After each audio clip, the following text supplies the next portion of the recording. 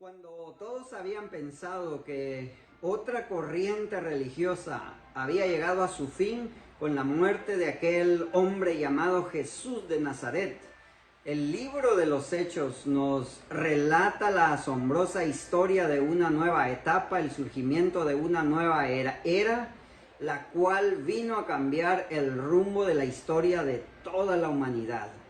Hoy vamos a estudiar 3 puntos importantes que marcaron la vida de estas personas y que cambiaron la historia de nuestra humanidad. Buenas noches a todos, bienvenidos a nuestro estudio bíblico. Para los que no me conocen, mi nombre es Daniel Hernández y hoy tengo el privilegio de traer el estudio bíblico a su hogar. Y desde ya bienvenidos, le invito a que traiga su Biblia y se ponga cómodo. Vamos a estudiar juntos la palabra del Señor. Antes de continuar, vamos a hacer una oración. Oremos. Señor, te damos gracias en esta oportunidad por la bendición que nos das de reunirnos, Señor, una vez más por este medio, Señor, para estudiar tu palabra, para aprender de tu palabra. Y creemos, Señor, que tu palabra es verdad. Y tu palabra dice que donde están 2 o 3 congregados en tu nombre, tú estás en medio de ellos, y sabemos que tú estás en medio de nosotros, bendiciéndonos por medio de esta transmisión. Desde ya te pedimos que tu Santo Espíritu revele palabra de bendición para nuestras vidas. Te damos gracias en el nombre de Cristo Jesús, te bendecimos. Amén. Bueno, amado hermano, hoy me toca estudiar con usted el libro de los Hechos en su capítulo 2. Vamos a estar leyendo del versículo 43 al 47 y también vamos a estudiar el capítulo 3 del versículo 1 al 10. Así que es lectura seguida, no hay pierde, pero vamos a estar aprendiendo 3 puntos importantes que marcaron la vida de estas personas. Y como le decía al inicio, muchos pensaron que otra corriente religiosa andaba en medio de ellos cuando estaba Jesús. Y con la muerte de Jesús, ellos pensaron que esa corriente religiosa ahí tenía su fin, ahí se iba a acabar. Pero vemos asombrosamente que la Biblia no se equivoca y nos deja revelado que esta historia continúa, y el surgimiento de estos cristianos, aquí lo vemos reflejado en el libro de Hechos, en el capítulo 2, y es lo que hoy vamos a estar estudiando y aprendiendo. Y hoy quiero que leamos desde el capítulo 2, del versículo 43 al 47, y dice así: la vida de los primeros cristianos. Y sobrevino temor a toda persona, y muchas maravillas y señales eran hechas por los apóstoles. Todos los que habían creído estaban juntos y tenían en común todas las cosas, y vendían sus propiedades y sus bienes, y los repartían a todos según la necesidad de cada uno, y perseverando unánimes cada día en el templo y partiendo el pan en las casas, comían juntos con alegría y sencillez de corazón, alabando a Dios y teniendo favor con todo el pueblo. Y el Señor añadía cada día a la iglesia los que habían de ser salvos. Que el Señor bendiga esta palabra. Hoy vamos a estudiar la vida de los primeros cristianos y quiero remarcar únicamente 3 puntos esenciales que marcaron la vida de estas personas. Yo sé que alguien puede encontrar más, pero hoy solo quiero llamar su atención en 3 puntos que son básicos, esenciales para todo cristiano. Los fue para ellos, pero también lo es para nosotros hoy como cristianos. Así que el primer punto que quiero tocar con usted en esta hora es el fundamento cristiano.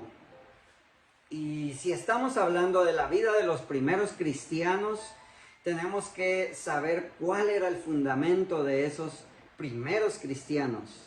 Ahora, si notamos bien en esta lectura que hemos hecho, podemos ver claramente que el enfoque de estas personas, el enfoque era Cristo. Entonces podríamos decir que el fundamento de estos primeros cristianos era Jesucristo. Era a Jesucristo a quien seguían ellos. Y como cristianos nosotros tenemos que estar bien seguros que Jesucristo es la piedra sobre la cual estaba cimentada nuestra casa, que Jesucristo es la roca sobre la cual nosotros estamos parados. Eso fue así para los primeros cristianos. Tiene que ser lo mismo para nosotros. Jesucristo es el centro de la iglesia. Jesucristo dice que es el mismo de ayer, de hoy y de siempre. Y el Padre diseñó el plan de salvación en el cielo, pero sabe que Jesucristo fue el que nos dejó el camino hacia el Padre. Entonces, Jesús en una oportunidad dijo: he aquí, yo soy el camino hacia el Padre. Yo soy la verdad. La palabra de Jesucristo es la verdad. La Biblia es la palabra de Dios y esa palabra es verdad. Pero Él también dijo: yo soy el camino, la verdad, pero también dijo: yo soy la vida. Y eso quiere decir que Jesucristo es la salvación para toda la humanidad. Y vemos ahí el plan de salvación, el plan de redención, no solo para estos primeros cristianos, sino dice para todos a los que creemos en su nombre. Entonces, el Padre diseñó el plan de salvación, pero Jesucristo nos lleva hacia ese último paso que es nuestra salvación eterna. Así que quiero recalcar esto: los primeros cristianos fueron cristocéntricos. La iglesia de Cristo tiene que ser hoy en día cristocéntrico. Todo lo que hacemos tiene que ser para Dios, por Dios, hecho para Dios, no para agradar a los hombres, no para agradar al hermano, al líder o al pastor, sino para agradar a Dios, a quien seguimos. Que nuestra meta, nuestro enfoque siempre sea Jesucristo. Y cuando caminamos enfocados en Jesús, lo que sucede es lo que está escrito en esta palabra, que dice: ellos estaban unánimes, estaban juntos, y dice que había maravillas, señales que eran hechas por estos apóstoles. ¿Por qué? Porque el centro de esa congregación era Jesucristo, seguían a Cristo, hacían las cosas que Jesucristo hacía. Y si usted se da cuenta, en el 44 dice: todos los que habían creído estaban juntos y tenían todas las cosas en común. Ahora, cuando hablamos de estar juntos en armonía, dice el Salmo, cuando hablamos de tener todas las cosas en común, sabe que el Señor Jesucristo en cierta ocasión les dijo a sus discípulos: Padre, yo oro para que estos que tú me has dado sean uno solo, así como tú y yo somos uno solo. Entonces, Jesucristo siempre se enfocó en la unidad del cuerpo de Cristo. Y es lo que hoy nosotros tenemos que seguir haciendo, buscando la unidad. Ahora, Jesús también dijo en una oportunidad: todo aquel que quiere venir en pos de mí, el que me quiera seguir, el que quiera ser mi discípulo, el que quiera ser parte de mi iglesia, el que quiera ser cristiano, dice: venga, niéguese a sí mismo, tome su cruz y sígame. Entonces, vemos aquí el cumplimiento de esta palabra, de estos hombres que dice que ellos tenían todas las cosas en común. Se habían negado a sí mismos y habían tomado el camino de Cristo. Cuando nosotros somos cristocéntricos, cuando pensamos con la mente de Cristo, lo que sucede es que es fácil negarnos a nosotros mismos. Es fácil enfocarnos en las cosas celestiales más que en las cosas terrenales. Es cierto que las cosas terrenales, lo económico, el trabajo es bueno y no quiero que me malinterprete o deje de trabajar por eso. Claramente sabemos que es bueno y eso nos conviene trabajar para traer sustento a nuestras familias. Pero cuando nuestro enfoque, nuestro amor está más en las cosas terrenales que en las cosas espirituales, entonces ahí viene el problema para la vida de cada persona, que pierde el enfoque y entonces ya no seguimos la unidad en el cuerpo de Cristo. Ya no hay unidad, ya no hay convicción en el cuerpo de Cristo. Ahora dice que estos hombres habían creído en Cristo y tenían todas las cosas en común, pero más adelante dice, vendían sus propiedades y sus bienes y lo repartían a todos según la necesidad de los demás. Entonces, usted puede ver ahí la forma en que estos hombres negaron el yo, negaron el aferrarse a las cosas terrenales. Ellos entregaron aún mismo, dice, sus vidas por la causa de Jesucristo.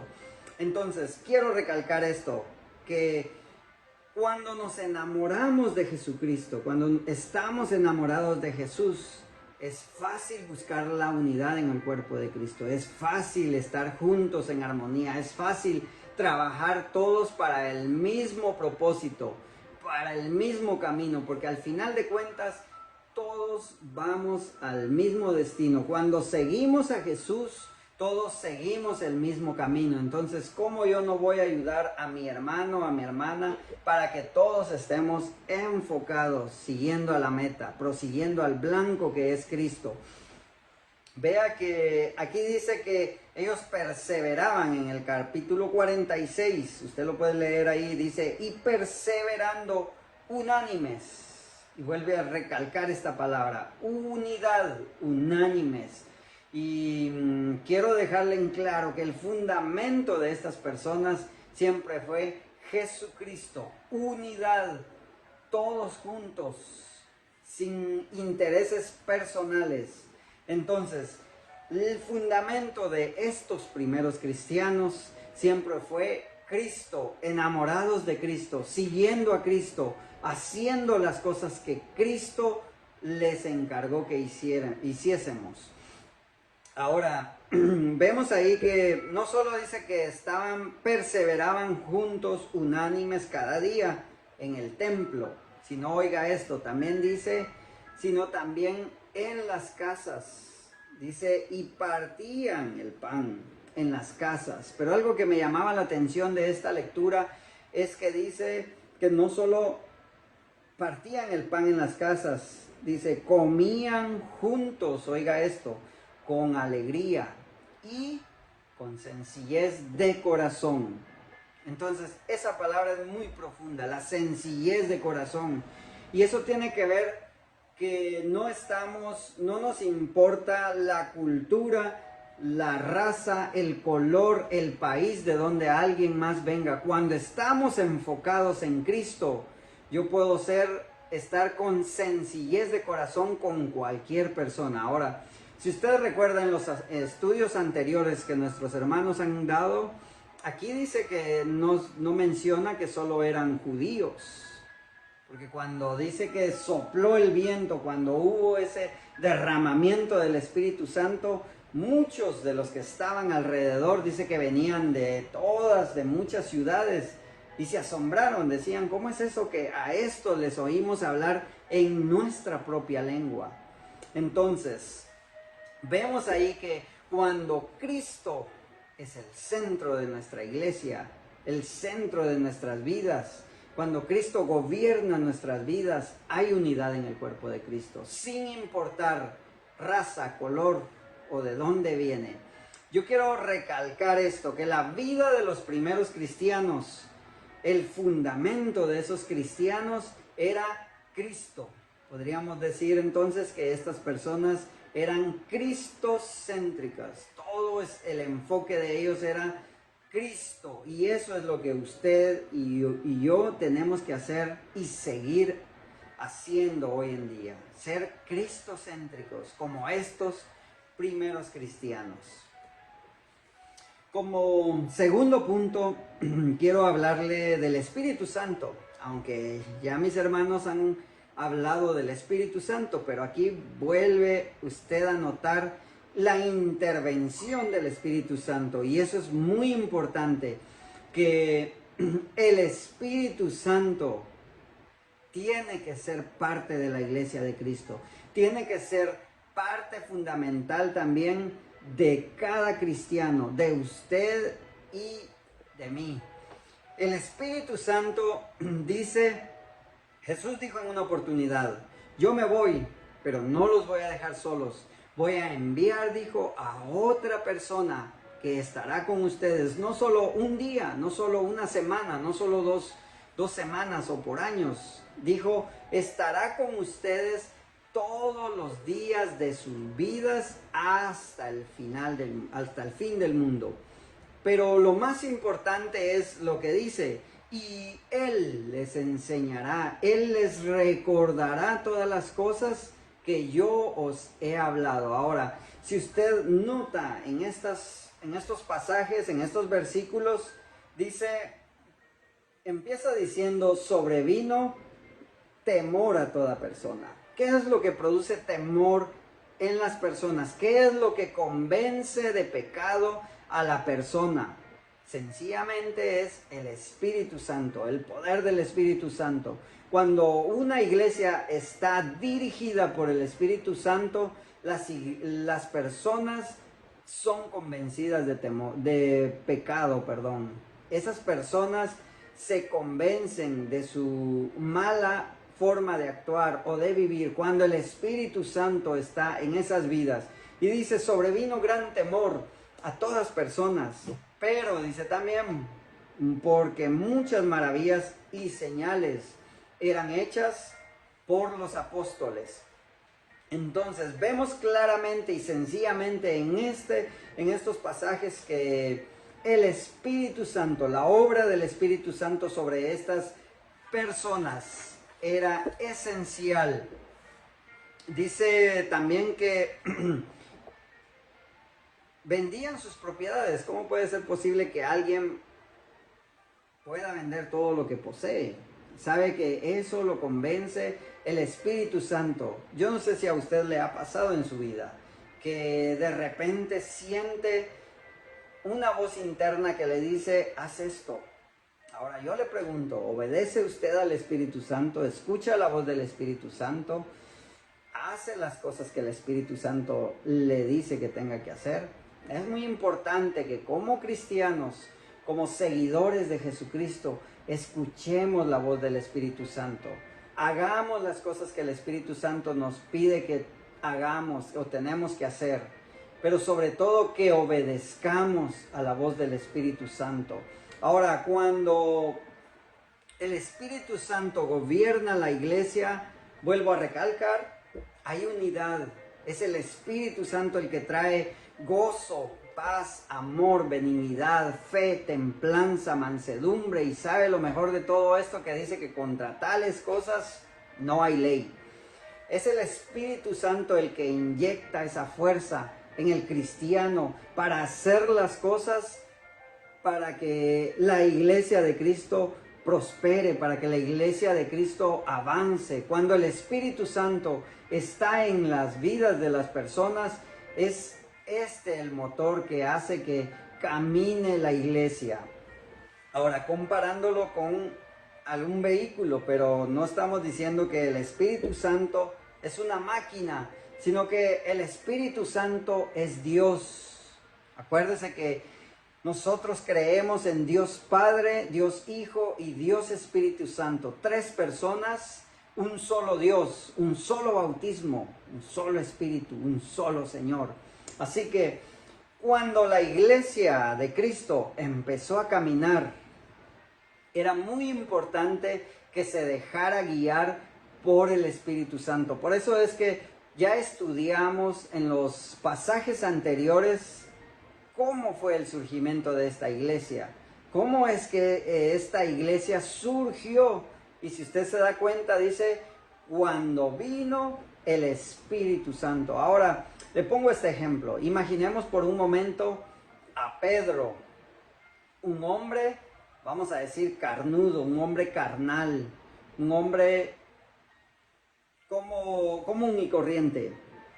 Un hombre que negó a Jesús 3 veces. Imagínese, dice la Biblia que hasta injurió, hasta habló palabras contra él, maldiciendo.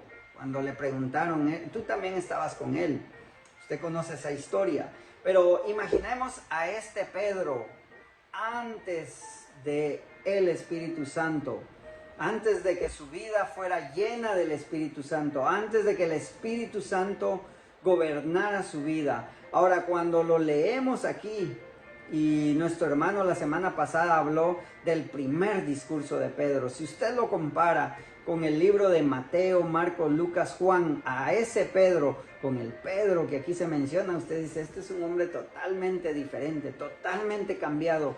Y es lo que tiene que hacer el Espíritu Santo en su vida, en mi vida. Eso es lo que tiene que hacer, que el Espíritu Santo gobierne nuestras vidas, gobierne nuestros pensamientos, que el Espíritu Santo gobierne todo nuestro caminar, todo lo que hacemos y todo lo que pensamos, que sea siempre de provecho. Entonces, el segundo punto que veo en este pasaje es que estos primeros cristianos eran dirigidos por el Espíritu Santo.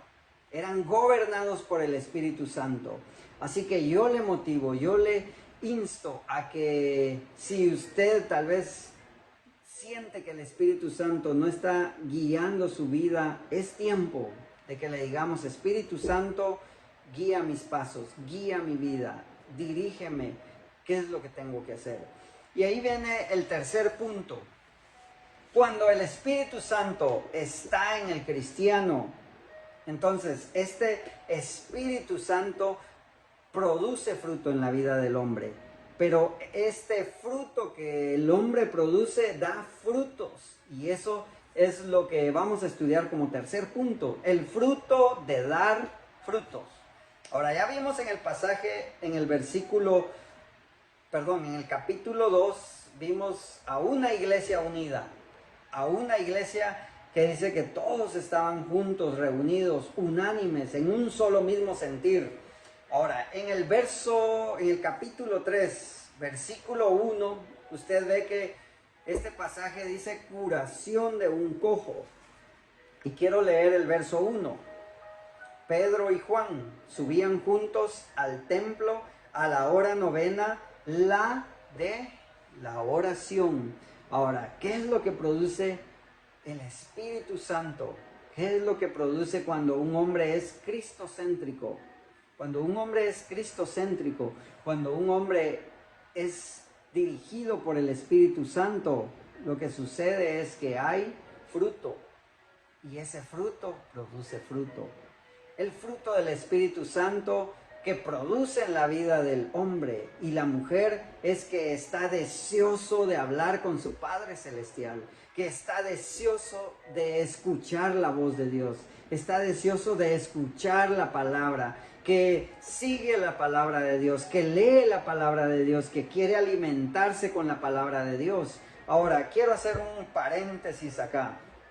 Tal vez usted dice, no sé por qué razón yo no puedo orar, no sé por qué razón yo no puedo leer la palabra. Ahora, fíjese que en nuestros celulares, en ese donde usted está viendo esta predicación o este estudio, ahí, si usted descarga la Biblia, genialmente y asombrosamente tenemos ahí estudios bíblicos. Bueno, no los hicimos nosotros, pero digo tenemos porque es para usted y para mí y es nuestro recurso para edificarnos. Ahora, lo maravilloso de esa aplicación es que usted puede leer un versículo diario.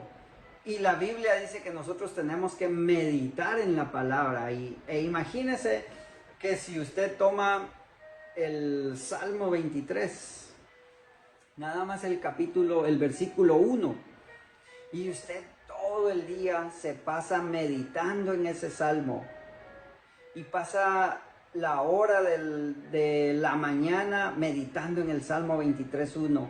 Y llega el mediodía y sigue meditando en el 23.1. Y sigue el almuerzo, la cena.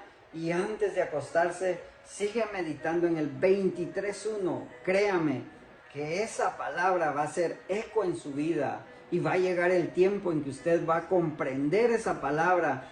Y el Espíritu Santo le va a redarguir conforme a esa palabra. Y lo mejor de todo es que usted se va a aferrar a esa palabra.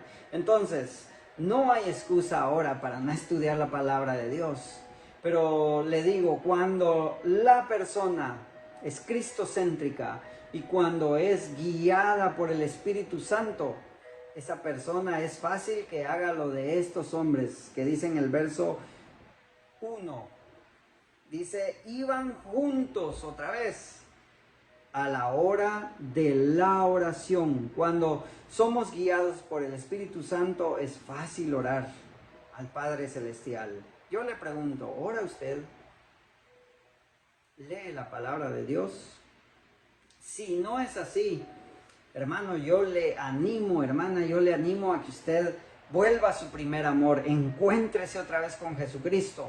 Y que el Espíritu Santo gobierne su vida para que ese deseo de servir a Dios vuelva a renacer. Y es un gozo servirle a Dios. Ahora vemos aquí a estos hombres que empezaron a dar fruto. Y dice que había un hombre, dice que era cojo de nacimiento. Estoy leyendo el versículo 2. Y era traído un hombre cojo de nacimiento, a quien ponían cada día a la puerta del templo que se llamaba La Hermosa, para que pidiese limosna de los que entraban en el templo. Vuelvo a decir, estoy leyendo el capítulo 3 del 1 al 10. Vamos al 3:3. Cuando vio a Pedro y Juan que iban a entrar en el templo, les rogaba que le diesen limosna. Ahora mire cómo empieza esta palabra, ¿verdad? Le decía, ellos iban al templo a orar, a la hora de la oración. Y este hombre dice que toda su vida estaba en la misma condición y que era traído día tras día a este mismo templo y en el mismo lugar, dice, para que pidiese limosna. Entonces en el versículo 3 dice, cuando vio a Pedro y a Juan que iban a entrar en el templo, les rogaba que le diesen limosna. No solo les pedía, sino que les rogaba, les suplicaba que les dieran limosna. Ahora viene aquí el fruto de dar frutos. Pedro con Juan, fijando en él los ojos, le dijo, míranos. Entonces él les estuvo atento, esperando recibir algo de ellos, dice. Mas Pedro dijo, no tengo plata ni oro, pero lo que tengo te doy. En el nombre de Jesucristo de Nazaret, levántate y anda. Y tomándole por la mano derecha, le levantó y al momento se le afirmaron los pies y tobillos. Y saltando se puso en pie y anduvo y entró con ellos en el templo, andando y saltando y alabando a Dios. Y todo el pueblo le vio andar y alabar a Dios, y le reconocían que era el que se sentaba a pedir limosna a la puerta del templo, La Hermosa. Y se llenaron de asombro y espanto por lo que había sucedido. Ahora, haciendo un resumen ya para ir terminando, vemos a Pedro haciendo las cosas del Maestro, con la mente de Cristo, pensando como Jesucristo y sobre todo siendo guiado por el Espíritu Santo. Un hombre que antes no oraba, un hombre que antes no le gustaba la palabra, pero que ahora este hombre, porque su vida está llena, su copa estaba rebosando, ahora vemos a este hombre que se presenta la oportunidad de ver si estaba guiado por Dios o guiado humanamente, vamos a decir, por el hombre. Pero lo que me llama la atención es cuando Pedro dice que ambos se le quedan fijando los ojos en él. Y Pedro, con autoridad, como lo vimos anteriormente, le dice, ¿sabes qué?